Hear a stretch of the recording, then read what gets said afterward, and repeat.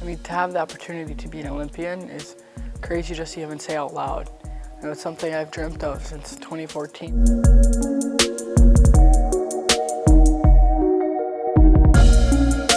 Yeah, the first memory I have of being on skates was at the Cleveland Heights Rec Center. I was playing cross-ice hockey with a couple other 4-year-olds, maybe 5-year-olds. And I remember my good friend Peter, I was playing with him too. But yeah, that's my first memory as far as being on skates. And whenever someone mentions Cleveland or Cleveland Heights, I get super excited because I don't think it's talked about enough. I think Cleveland's an awesome city, and then especially Cleveland Heights, it's so cool, it's very unique, it's diverse, there's so many good things about it that I think if more people got to see it, they would love it. So yeah, I get really excited when I hear people talk about Cleveland. My dad always had a plan, so he started me in figure skating because he knew that the transition to hockey would be easier that way, which as a 3-4-year-old, I had no idea. So I'm thinking, oh, I'm a figure skater and I'm also gonna be a hockey player. But eventually my dad was like, all right, it's time for just hockey. But yeah, figure skating definitely helped me transition to hockey. You know, and I wasn't big on the figure skating outfits anyway, so that worked out for me. I didn't like the tutus and the one pieces, the leotards wasn't my thing. I was more of a tomboy. So with hockey, I could wear whatever I wanted. Yeah, that journey was really interesting. One day I just stopped figure skating and it was all hockey. I visited this sporting school in Rochester, New York when I was in 7th grade. It was December, I remember, and I immediately fell in love with it. I thought all the girls there were so cool, the dorms were super nice, the lunch food was good, which I was really happy about. I was huge on food. And then the practice was really fun, the coach was great, and I was really excited. Yeah, when I get home on the rare occasion, first things first, I gotta see my family, my grandma's. So I like to play cards with my mom's mom, and then I like to get brunch with my dad's mom. So those are a priority, and then I see my nephews, my siblings, obviously I stay with them. And then I've gotta go to the Cleveland Heights Rec Center and skate with usually my siblings and then Coach Robinson. And sometimes my dad gets out there, which is really funny, and then I'll work out in the same building. Then I've got to go to some sort of coffee shop, either Phoenix Coffee, Rising Star, or you know, what else is there? Honestly, any coffee shop. I like to get coffee sometimes with my dad just to hang out, and those are the first things that come to my mind. I mean, for starters, my freshman year, it was a crazy year, and then we won the national championship. I was on the team with my sister, so I won my first national championship while she won her second, and that was really cool. And then we had another year together, made it to the finals and we lost, which was tough. It was her last year, but looking back on it, you know, she had a very successful career in college, and then I was still on a great path. And then my junior year, this past year, we had a crazy year, an unbelievable year, and then we won again, which was awesome. So, you know, it's like 2 out of 3 years, you know, been very, very successful. And so it just, you really want to get that third one because 3 is better than 2. But yeah, my 3 years in college so far have been awesome, especially being able to have 2 of them with my sister was really special. It made it easy for my parents to, you know, to visit 2 people at once in one place. But yeah, I say my career's been crazy so far, and I'm hoping to get another national championship. I mean, the feeling of winning was probably the best moment I've ever felt because you work so hard all year, and we've gone through so many ups and downs, you know, lost games we shouldn't have, you know, had bad games, bad practices, you know, team drama, all that stuff. And then you get through it, and it's like you win, and it was all worth it. All the hard work, the early mornings, it paid off, and you got to do it among some of your best friends, and for me, among my sister. Yeah, it's cliche, but I would not be here without them. There's no question. They've all made so many sacrifices to get me here, and you know, it's been a long road. Hockey's an expensive sport. It's a unique sport. It's not the most popular sport, especially for, you know, a minority. So I think they've sacrificed a lot of things and done what they can to get me here. You know, from my dad taking us to early morning sessions before school at 6 a.m., 5 a.m., and then to my mom taking us to tournaments, taking off work. There's so many things I can think of, and my siblings who have pushed me to be the best player and person I can be, which I think I've done for them as well. So family's meant everything, and is my big motivation to keep going in this sport. I mean, to have the opportunity to be an Olympian is crazy just to even say out loud. You know, it's something I've dreamt of since 2014 when I was watching Team USA in the finals.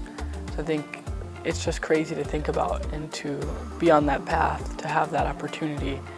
It's wild, and there's so many things you have to sacrifice and so many things you have to do to get here, and to be here is incredible. And not quite there yet, but to have the opportunity, it's like you said, every 4 years it's the best of the best. It's the greatest sporting event in the world. I think it's surreal.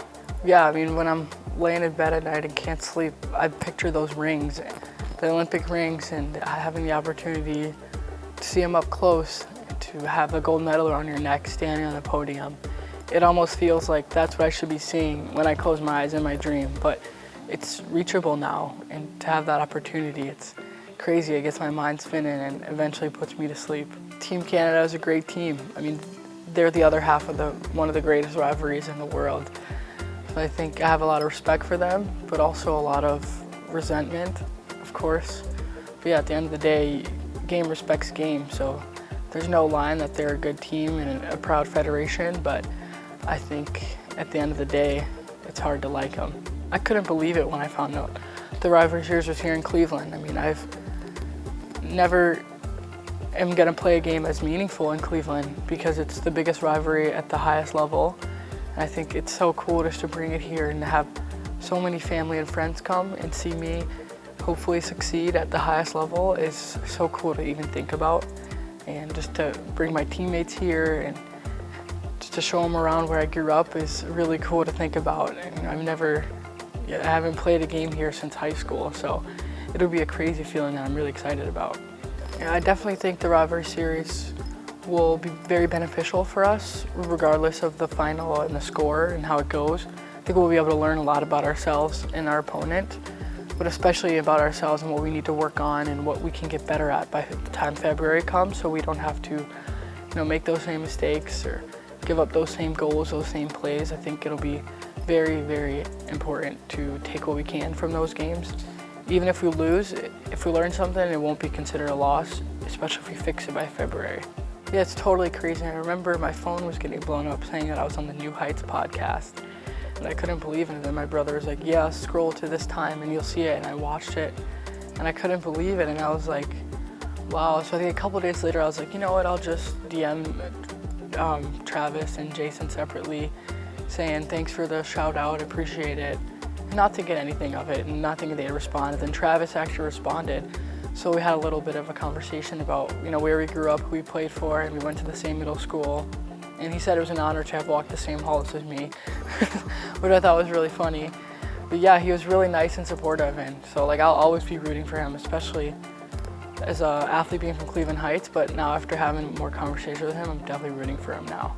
I went to a few Indians games growing up, never got to go to a Browns game. I went to one Cavs game. But yeah, I was definitely a big fan growing up, especially in 2016 when the Cavs won and then the Indians were so close to winning. They didn't win that year, but yeah, I've always been a fan, no matter how bad we are sometimes and how good. Consistent fan for sure. I went to a Guardians game a couple weeks ago. It was fun.